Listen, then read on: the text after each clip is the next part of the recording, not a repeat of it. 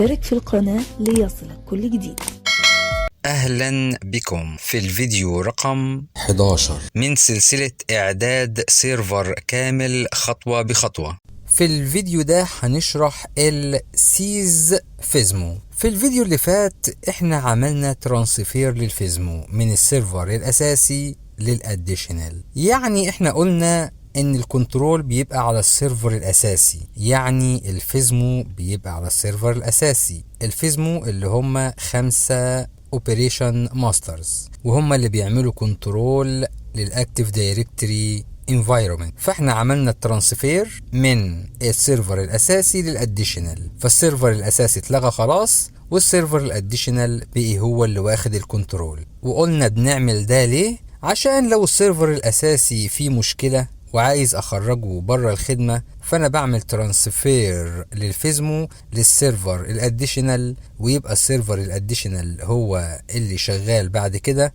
وهو اللي واخد الكنترول، وخلاص السيرفر الاساسي بطلعه بره الخدمة. طيب لو السيرفر الاساسي اللي احنا خرجناه من الخدمة اتصلح واشتغل، كان في مشكلة هاردوير واتصلحت وعايزين نرجعه في الخدمة تاني، يعني عايزين نعمل ترانسفير للفيزمو من السيرفر الاديشنال للسيرفر الاساسي. يبقى لازم اعمل ايه؟ لازم ادخل على السيرفر الاديشنال واعمل ترانسفير للفيزمو من السيرفر الاديشنال للسيرفر الاساسي. او لو انا عايز اعمل ترانسفير للفيزمو لسيرفر جديد، يعني السيرفر الاديشنال ده بعد شوية بدأ برضو يبقى بطيء وحسيت انه هيفيل، فعايز اعمل ترانسفير للفيزمو لسيرفر جديد، ولكن لما اعمل كده هلاقيه بيحمل كتير وبيجيب ايرور. فالحل هو السيز. فالحل اننا نعمل سيز للفيزمو. يعني ايه سيز؟ يعني نخلي الاديشنال يمتلك دور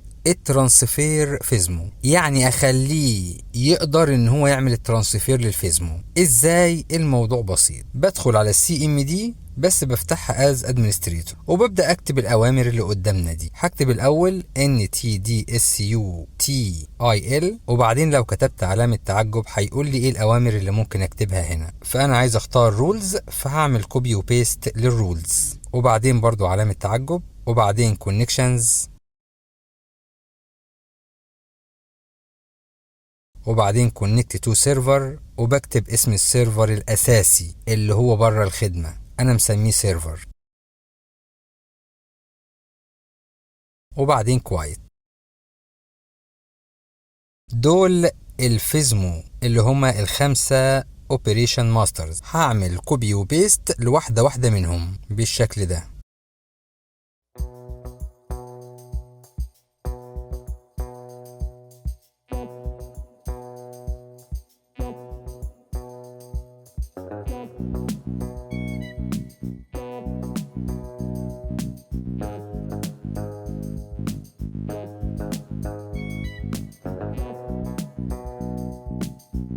بعد ما خلصنا تعالوا نجرب الترانسفير، هنلاقيه شغال. بس كده.